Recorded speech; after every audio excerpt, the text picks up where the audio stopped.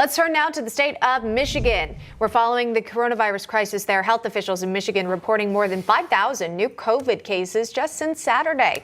Joining us to discuss is Republican gubernatorial candidate in the Michigan state there, Garrett Soldano is joining us. Hi, Garrett. Thanks for coming on today. Unfortunately, we keep seeing these numbers tick up and up. Perhaps it could be Omicron. We are, though, hearing that those are milder cases, thankfully.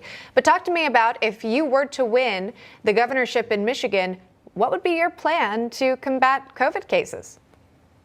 Hey, 100%. Thanks for having us on. But number one, if you reflect back to last year at this time, Governor Whitmer was on almost like a daily conference letting us know how she was going to handle this and how she was going to lock us down. She canceled Christmas. She canceled Thanksgiving. And she canceled our businesses down to 25% capacity, our restaurants. And she took away our children's experiences, their opportunities and dreams. Now, fast forward to 1 year to today. Our hospitals are at the worst that they've ever been. And all I hear from this administration in the state of Michigan is crickets. There's no lockdowns. There's no weekly conference. She's basically firing these healthcare professionals, last year's heroes, this year's villains, for not going through with the vaccination. And it's just a hot mess right now in the state of Michigan. And that's all we want as Michiganders, as Americans, is transparency and the truth. That's all we want. And we're not getting that right now in our state government and as well as our federal government. Well, think of another constitutional right there, your First Amendment rights, your freedoms.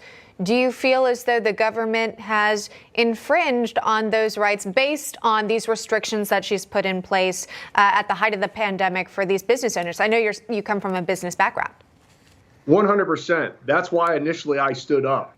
Your constitutional freedoms, your sacred values, your citizens' rights should never be infringed upon, regardless of a pandemic. And that's why if you reflect back to over a year and 8 months, because that's how long I've been into this fight.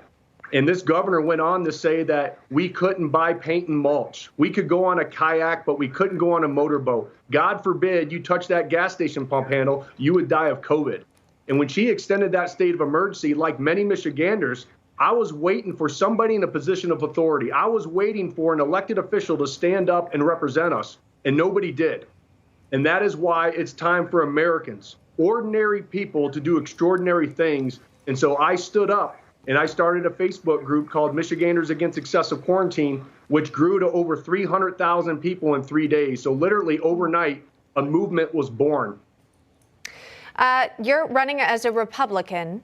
Do you think you would have enough votes to win the state? Do you have any plans to reach out to Democrats or independents who might also be frustrated with the decisions made by Governor Whitmer?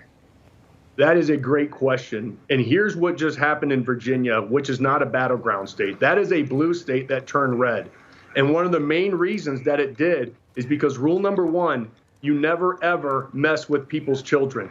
The government has no right to be in our everyday lives, especially how we parent and how we teach, and they should not be in healthcare. We can all agree with that. And that's why these Democrat-ran states has literally ran their states in the ground, and that has activated the middle to be awakened and be engaged. And so what I'm hearing, and I've been throughout the state of Michigan 3 times, and I love hearing this, is Democrats coming up to me and say, Garrett, I've never voted for a Republican before, but I'm voting for you. I've never donated to a campaign, but I'm donating to yours. That is the message of unity. And that's what I'm hoping to bring to the table right now, is be the tip of the spear for that message of unity, to have difficult conversations from a variety of different people, from a variety of different backgrounds, so we can move this state forward and our country forward. Yeah, we'll see, because you never know what issues really resonate with voters out there. You think of news headlines that we've been following continuously. We see this high number of inflation going on, record number of illegal immigration, and also high crime statistics as well. Would you focus your campaign on those issues as you pursue this position? 100%. Hey, look, it usually takes a president years to screw up a country. President Biden's doing it in months. Our whole country right now is literally on fire. Just like you said, inflation's going up, the border crisis, the pandemic's still waiting around. We got mandates still in place. We have Democrat-ran governors or Democrat-ran states like New York, Pennsylvania, California, slamming down on these medical mandates, which I don't agree with. Where is the conversation with natural immunity? That's just been thrown underneath the rug now. I guess true science doesn't matter anymore. It's all about political science and polling data. And that's one thing that I'm going to bring to the table is transparency. I'm going to tell people the truth. And I will always do what's right for the group as a whole. And I feel that's what we're all waiting for right now. So we need everybody out there to be involved in every level. Garrett, how can people find out more about your campaign? Well, you can go to our website at garrettformichigan.com. That's GA2RSETT4FOR Michigan.com. And you can see what we're about and what we stand for. And as we continue to hammer down over here.